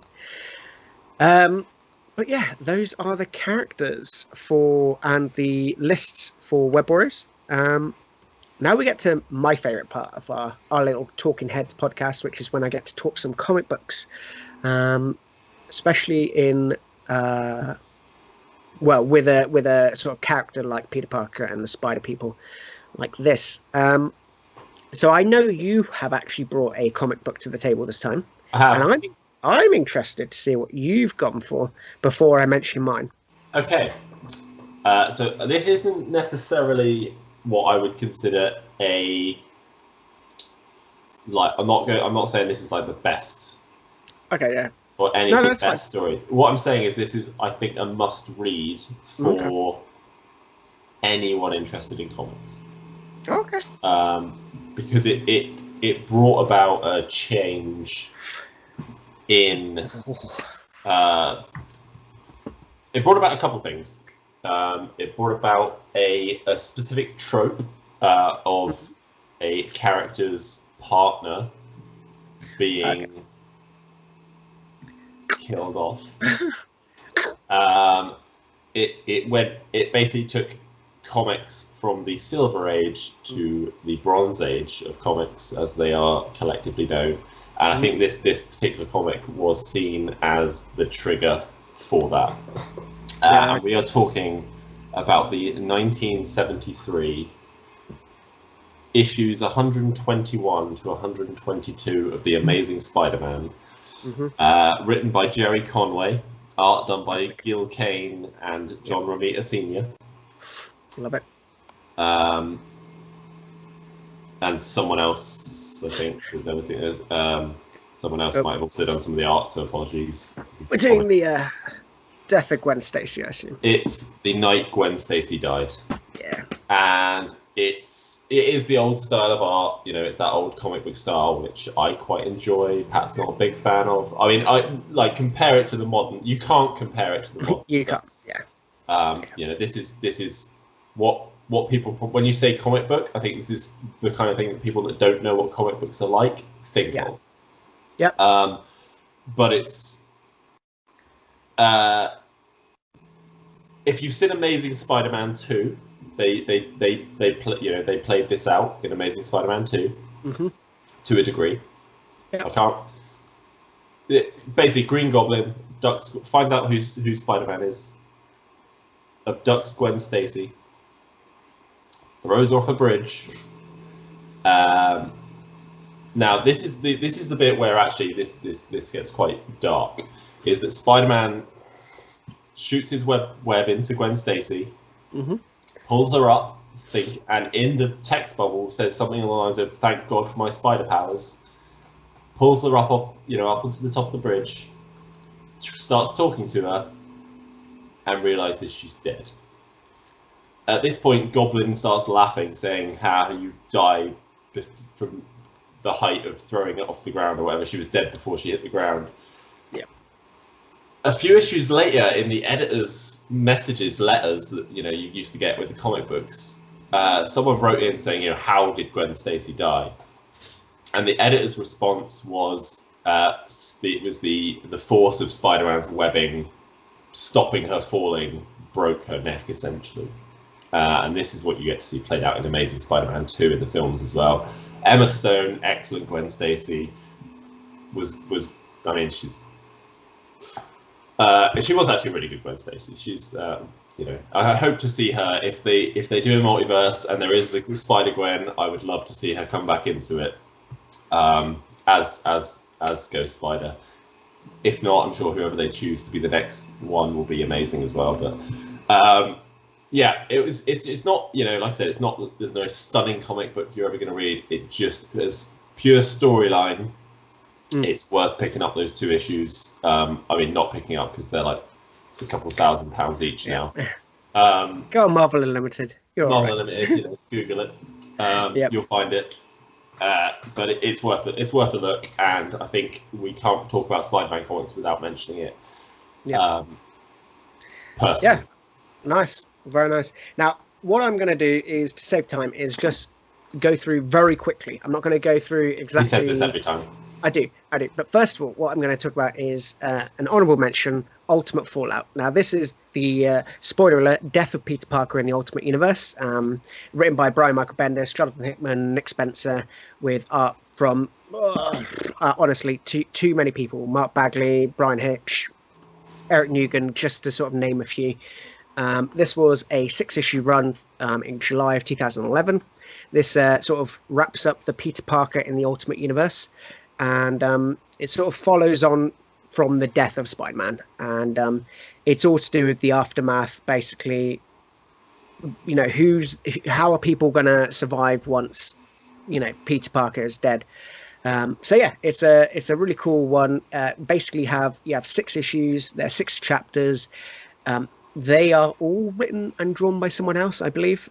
So yeah, it sort of deals with lots of different characters coming to terms with what happened. So very cool.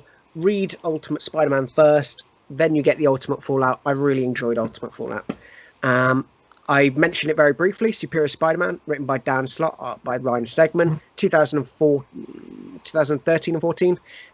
This was a pretty good chunk. I think this was, like I said, at least a year and a half sort of run here. So it was at least sort of 30 odd issues. And like I said, as the continuation of the Dying Wish storyline, and issue sort of, I think it was issue 600. No, issue 700. Issue 700 of The Amazing Spider-Man. Otto Octavius' brain replaces Peter Parker's brain, and we basically get to see a very different Spider-Man, but one who ultimately understands what it means to, you know, be Spider-Man. You know, it's great. You know, the art is fantastic. The writing from Dan Slott is definitely different than what you've seen, and the reason for that is I think he's just getting something a little bit. You know, he's getting to stretch his writing fingers a little bit more. So I've enjoyed it. I think you've checked it out as well, haven't you? I love Superior Spider-Man. Yeah. You know, it really does get to show you, you know, what does, with great power comes great responsibility. What does that actually mean? And Otto Octavius, over the course of the series, really does aim to not only better himself, but better Peter Parker and be a better man. I think it's very cool. And like I said, I think I personally want to see Superior Spider-Man in the game. So those are sort of 2 honourable mentions. Spider-Man No More. Now, again, I'm not going to talk about too much here, but again, sort of very heavily influences Amazing Spider-Man 2. So this is the point when Peter Parker is just sick and tired of being mugged off by people like J. Jonah Jameson and people at the Daily Bugle and the general public, just not being appreciative of what he's done. So this was, it's a sort of what happens when Peter Parker gives up being Peter Parker. And this is the first appearance of Kingpin, I believe. Because that's basically what happens when there's no Spider-Man, a new crime lord sort of rises up. And and it's all about remembering and reminding yourself what it means to be Spider-Man, and why he chose to become Spider-Man in the first place. So pick up Spider-Man No More. It's definitely one of those sort of perennial Spider-Man storylines. I think most people have at least heard of it or read a lot of it. I think It's good. It's good, and it's an oldie. It's an oldie as well. It's an oldie that I like, so we don't get many of those. Well, not an oldie that I like. That's harsh. It's Stanley and John Meek, so I'm gonna like it. It's classic. It's classic. But the two I really wanted to mention and really did want to push on people is Spider-Man Blue. So this is Jeff Loeb and Tim Sale. This was 2002, 2003. It was a 6-issue series. It has been collected into a trade paperback. Now, the creative team, Jeff Loeb and Tim Sale, they actually did a number of these. They did Daredevil Yellow, Hulk Grey, and Captain America White, which is basically just a sort of story in and to itself. It doesn't have too much influence on the outside sort of ongoing stories with those characters.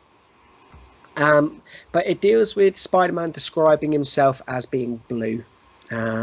He's reflecting on the death of Gwen Stacy, even though he is at this point, with Mary Jane. Who, I think he's even married to Mary Jane at this point.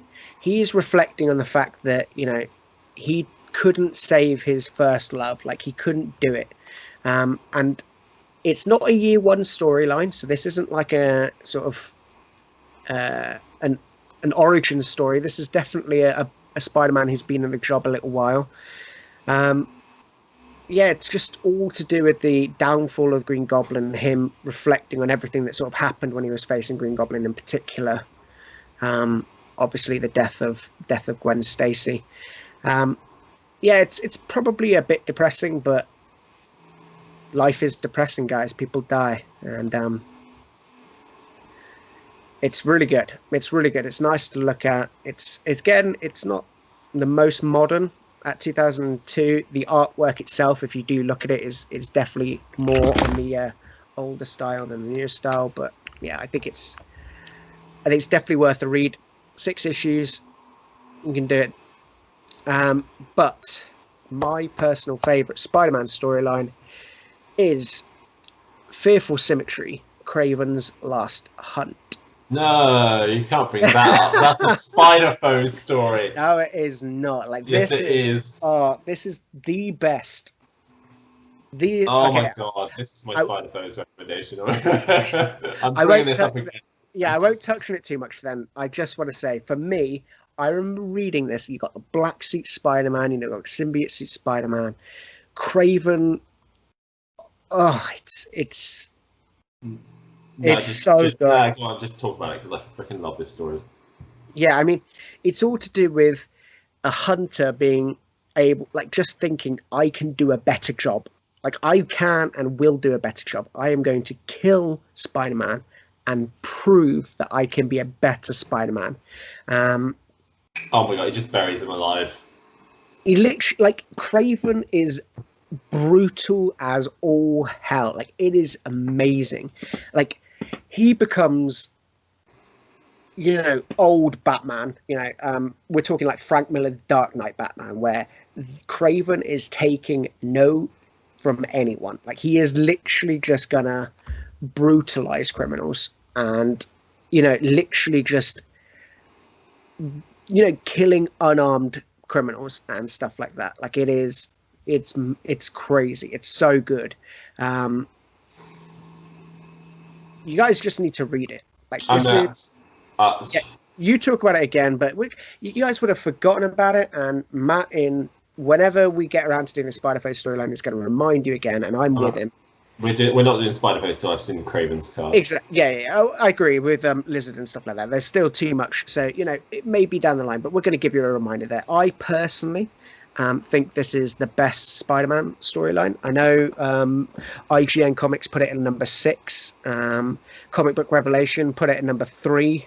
The best Spider-Mans of all time. Complex, I think, wrote the 5th. They say it's the 5th best, so it's up there. Like, guys, this is universally thought of as one of the greatest Spider-Man stories of all time, and I personally put it up there as the greatest. The artwork, the writing, the impact, it's just good. Like, guys, it's just good. I cannot recommend it enough. So yeah, is it more of a Kraven the Hunter and less of a Spider-Man storyline? Probably, but sue me. All right. Sue me. Going to. It was written in the Amazing Spider-Man, so mic drop. But yeah, the reason I wanted to go through the comic books a little bit quicker is one, because I took quite long talking about the affiliation, but two, I want to talk about Into the Spider-Verse, the best Spider-Man thing I have seen. Boom. I'm not even going to change your mind. Yeah. It is the best. Of recent Spider-Man. Yeah. I love Spider-Man 2. I love Spider-Man 2 is amazing. Alfred Molina as Dr. Octopus, stunning. Cannot wait for him to come back in Multiverse of not Multiverse of Madness, into the, what's it called? No, what's the new Spider-Man? No Way Home. No Way Home. Yeah, no way. Cannot wait to see Alfred Molina pop back in that. Don't care how long he's in it for. He was an amazing Dr. Octopus. That film was fantastic. I did watch it recently. It hasn't aged as well as I remember it has. Nope, but it is still one of the best Spider-Man live-action Spider-Man films. Tobey Maguire is a good Spider-Man. Yeah, Tobey Maguire's a good Spider-Man. He was ruined by the third film, and unfortunately, that legacy was killed and ridiculed in it. It was they just tried to do too many bad guys at once. That was the issue. Yeah. But then it lost its direction. Yeah. Then we get the Amazing Spider-Mans with Andrew Garfield. He was a different Peter Parker. He was a bit too cool for me. He was definitely. He wasn't awkward enough. Like, he was there skateboarding through the corridors, and I was like, I think he looks way more like Peter Parker than Tobey Maguire. Like, he does look more like Peter Parker. I will give you, the look was right, but I preferred the suit as well.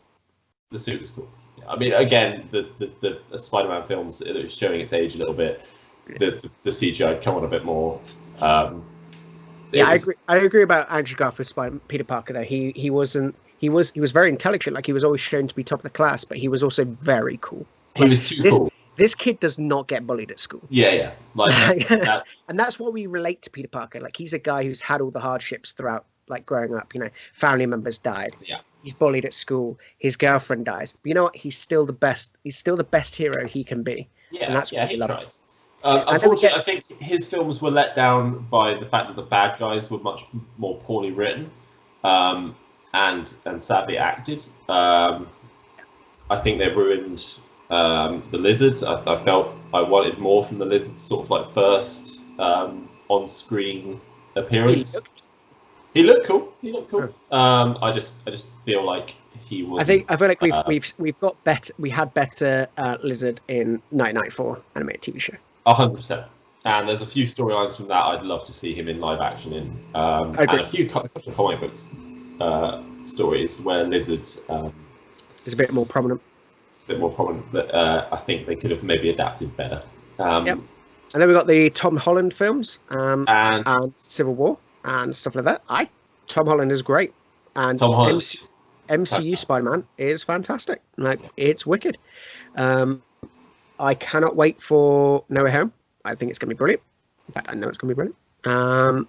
If it opens up the multiverse even more to have, like, the Spider-Verse stuff come in. Oh my god. Yeah. I mean, he was meant to be in Into the Spider-Verse, right? And they just didn't find a way to sort of make it happen. But that would have been interesting. I'm not sure that would have been the right choice, but I definitely it would have been cool if they'd done it sort of well. I was kind of expecting it to maybe the after credit scene, but it wasn't. But, we got something even. What they did was so good. Maybe not even cool. But then we get Venom. We got Venom, which is an okay film. Like, I enjoyed it. It wasn't. Was it a great film? No, it was not a great film, but it was enjoyable. I've watched it a couple of times. I have also watched it a couple of times since. It's very good. Just sit out in the evening and just watch some mindful. You can chuck it on. I just didn't think. The sort of it was like, it kind of reminded me of like Suicide Squad, where like the build up to the film was great, and then the ending was kind of a bit like, it's okay. It was just two CGI symbiotes smashing into each other. Yeah. Which is fine. Yeah. It was better than Enchantress doing the dancing, I suppose. Yeah. But then we get the pièce de résistance in Spider-Man Into the Spider-Verse, December 14th, 2018. My God, what a day! Yeah, I mean, it was perfect. I'm going to go out there and say it was perfect. Like, there wasn't a single thing that I thought they could have done better. I loved everything about it. The animation style, incredible. The fact that they sort of went and did the Oh my god, that is when such a when you're when they're using their spider powers, it's in like less. It's in. Well, it's as Miles is learning his spider powers. It's they change the up frame rate. Frames, I can't remember the exact. I think they go from like 50 to 60 or 40 to 60, something like that. I can't remember exactly what it was. But as Miles gets better, his frame rate goes up, and it's such a thing that it's one of those things that you maybe not notice if you're not sort of familiar with cinema. Did not notice it at all the first time I watched it. And so I worked in the cinema for a long time. Yeah, you did, yeah. And films were a big thing for me, and it's something I actually did notice and pick up on. And it was it's 12. Cool, it's 12 frames per second when he's learning, up to 24 when I just throw out some random numbers. I know it's higher.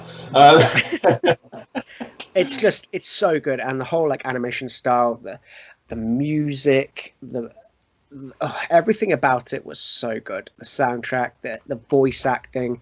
We got Ghost Spider, so I automatically loved it. Shamak Moore was incredible as Miles.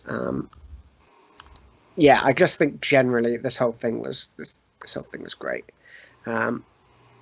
Jake Johnson, we've seen him a lot in lots of different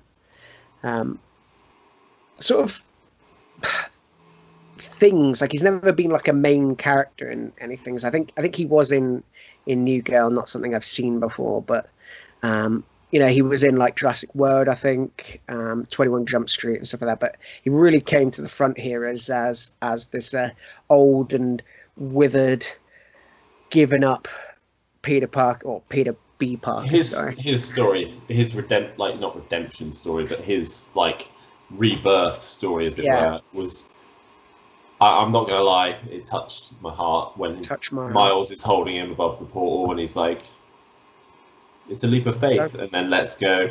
And Peter's just like, "Do you know what? I taught that kid well, even though I'm like washed up, basically." Yeah.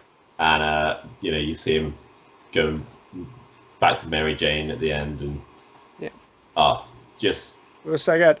Everything. So they hit every character spot on. It was just. So I mean, Liev Schreiber as the Kingpin, so good. Catherine Hahn, who obviously we've all now fallen in love with thanks to WandaVision, but her little foray as Olivia Octavius was fantastic. I forgot she was in it. I forgot that, actually. Did you forget that Nicolas Cage was Spider-Noir as well? I didn't. The Prowler. Is now Mahershala Ali. I can't say his name. He's obviously now Blade in the new Blade TV series. And of course, he was the villain in Luke Cage as well. Yes, he was. Yeah. So he's going to be dabbling in all the Marvel pies. We could just talk about Into the Spider-Verse for an entire episode. I reckon genuinely, that's how good it is. And then it ends with the post-credit scene with Spider-Man 2099 and Oscar Isaac voicing him. So cool. Excited. Very excited. But that, for me, wraps up my little Web Warriors / Spider-Man discussion.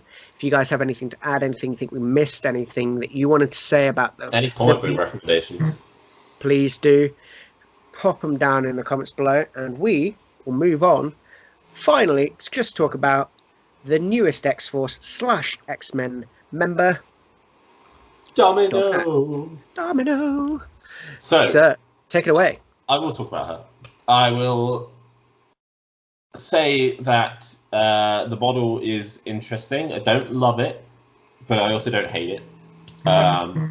So she is a 3-threat character. She has 5 stamina. She's a medium mover with 2 size. Her defenses are the average 3-3-3. And her injured side, this does not change. Pat, off the top there, what do you think?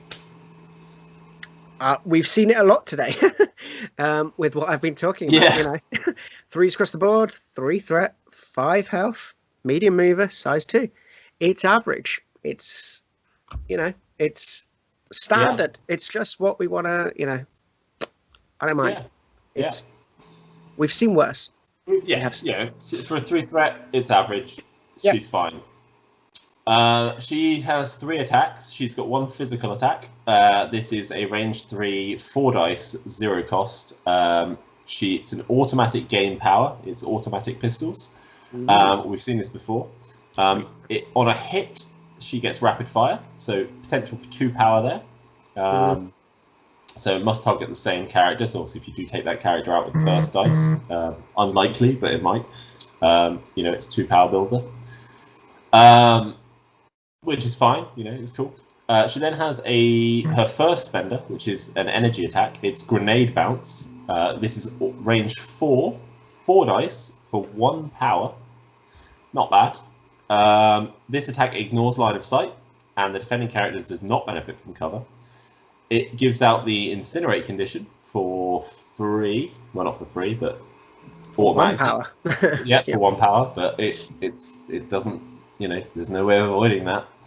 And on a wild. Yeah, wild. It's a bit hard to see on this.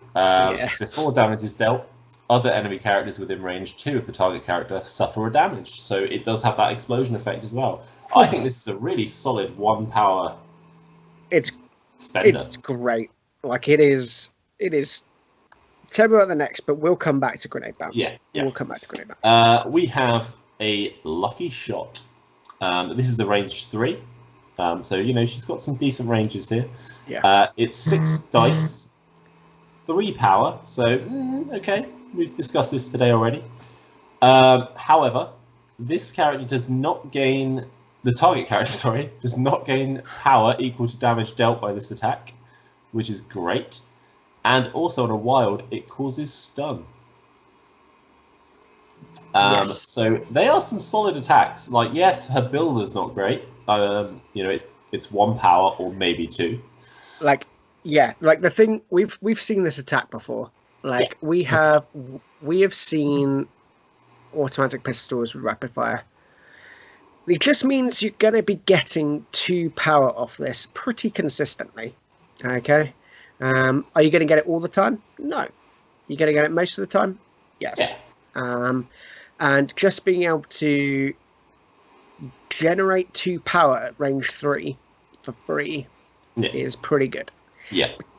But I think grenade bounce is where it's at. Oh, grenade bounce is stunning. It's incinerating is what it is, actually, Matt. Absolutely right. Her lucky shot is stunning. This is so good.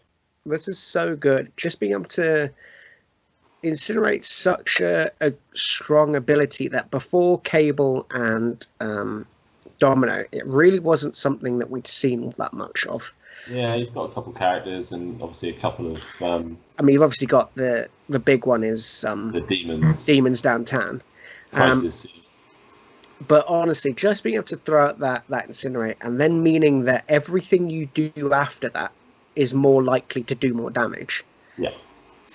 I just want it. I want it in me. I want to use it. I think it's incredible. Yeah. She's cool. I like it. And her spender is great. We love these abilities to just negate power generation. Yeah, I would say it's great, but it's solid. Yeah, okay, fair. Yeah, it's not going to be used all that much, mainly because you're going to be grenade bouncing / using other stuff, as we'll see. But there are worse things you could spend 3 power on. Yeah, that's all I'll say. So she's got 2 powers. One's reactive. Sorry, no, not reactive. Active. Or is it react? No, is that reactive? That is reactive. Yeah, no, I was right the first time. I get all the symbols mixed up on this card. This is reactive. It's probability manipulation. It costs X power. After this character rolls attack, defense, or dodge dice, but before the resolve critical stage, it may spend an amount of power to use the superpower. For each power spent, this character may treat 1 skull as a crit. So 1. This is just this is so good. So normally skulls can't be Can't be rerolled. This is why you're not using Lucky Shot. All right. This is why you're not doing that, because with my dice rolling, this is why you're not. So you take, let's say you grenade bounce. You roll. Let's just go crazy here. You roll two crits and 2 skulls. You spend 2 power. You've got 4 crits, and now you're rolling 4 extra dice because you spend the power before the resolve critical step. That's where it goes insane. You're not waiting till the modified dice step or anything like that. You're just going, I rolled some dice, I've rolled some skulls, I want crits. Done. It's the timing. It's the timing of it that makes it so good. Yeah. So yeah, it's brilliant. It's great. It's great. Literally, I think it's a quarter of your dice. Is that right? A quarter of your dice are effectively crits if you spend the power. How many skulls are there? Yeah, it would be because there's 1 crit and 1 skull on the dice. So yeah. So yeah, in theory, so 2 out of 8. Yeah. For a little bit of power, you're giving yourself a 2 out of 8 chance for a crit instead of a 1 out of 8. Yeah. So yeah. And the fact it's on defense and dodge as well. So it's not just making your attacks better; it's making her far more survivable. Yep. And what I just want to add here is, I know it's been addressed in other places, but you can overpay with this ability. Okay. So basically, the rules forum have asked the question: I rolled 2 failures and 2 blanks. I pay 3 power to use probability manipulation, and then 2 of those failures explode as if they weren't crits. If you then get a 3rd failure in those additional rolls, they also can be converted into a crit because you paid for 3 originally. Oh, can you? Yes, that was confirmed. And that's okay, interesting. I thought you were going to say you could do this just to stop people like sapping power. I mean, this is even cool. That's even cooler though. Because I've definitely done that before, where I've used like Magneto's ability just because I knew that like MODOK was going to sap my power, and I just went, well, do you know what? I'm just going to spend the power then to do the defense thing, even though you're already targeting like my mental defense, which is 6. I'm just going to spend the power to do it, to count it, just so that you can't sap it. I've done that before. That's a cool thing to remember with this character, and I think overpaying, just the ability to be able to overpay is interesting actually. Yeah, it's great. I didn't know that was the thing. So there we go. I knew you could overpay. I didn't realize it then counted towards. Yeah, the only reason I knew that is basically all the other podcasts have talked about how amazing that is, and I concur. It is incredible. Yeah, definitely. She's got 1 more power. Yep. Which is things tend to go my way. This is always on because we can't remember what the actual term is for it. Mm-hmm. When this character is attacking or defending, every enemy characters do not roll additional dice for crit results in their attack or defense rolls. Ouch. Yeah. So not only can you get more crits in your attack and defense rolls for the skulls, you then stop enemies getting more dice in their attack and defense rolls for crits. Passive abilities. God damn it! You should know that from playing RPGs. Yeah. Yeah, right. It's passive ability. There we go. But this is It's always on. It's always on. Yeah. What this means is that you are more likely to spike in your results, and your opponent is less likely to spike. If that makes sense. No, it does. I mean, their crits still count as successes, but you're damn well going to ignore those extra dice they're going to get. Yeah, exactly. I really like what Domino has written on her card. I think for 3 threat, she does an awful amount of cool stuff. Whether that be pumping out Incinerate just for fun. Can actually fire a lot of times. Remember, automatic pistols, you can basically get 4 attacks off per round with this. And especially if dice is not anything to sniff at. Yeah, and especially if you've got that probability manipulation. If you've got any ways to add dice to the automatic pistol, say if she's holding a hammer, for example, and each one of those attacks goes up by 1 dice, that's not just 1 dice that you're getting extra, that's 4 dice you're getting extra, which then means that every time you spend power for probability manipulation, you're more likely to get a spikier hit. especially if you incinerated that person first, got that 1 power back if you dealt damage. Yeah. She's much better at the chip damage in terms of like pistol. Yeah, 4 dice builder. It's kind of like I don't know if it even averages 1 damage, but against like a 3 defense character, I think it averages like 1 damage, 1 and a bit damage. I think something like that. But the fact that then their crits don't count, so they can't spike anything, or they can't get that any extra dice on their defense rolls. Yeah. The fact that your failures can be crits means that actually, you know, her pistols could easily, you know, if you just keep pistoling and keep gaining that 1 power to spend on probability manipulation, you could kill a character. You can indeed. I really like Domino, and she surprised me with quite how much she has going on, because I didn't expect it, but AMG just pulled it out of the hat, pulled it out of the bag. It's very cool. And that, my friends, is that. Oh, snap. Jinx. But yeah, nice little chat there, Web Warriors. You guys have anything you wanted to add to it, let us know down below. When it comes to Domino, I don't think we missed anything. She's affiliated with both X-Force and X-Men, which is cool. But yeah, what are we going to do next time, Matt? Who are you bringing to the table? I'm going to bring a 5... Wait, is it 6? I'm going to go back to the bad guys. Okay. And they're from space. Ooh. Ooh, get a bit of the Black Order. We are going to get some Black Order. Just because I feel like we're not likely to see any more models for them anytime soon.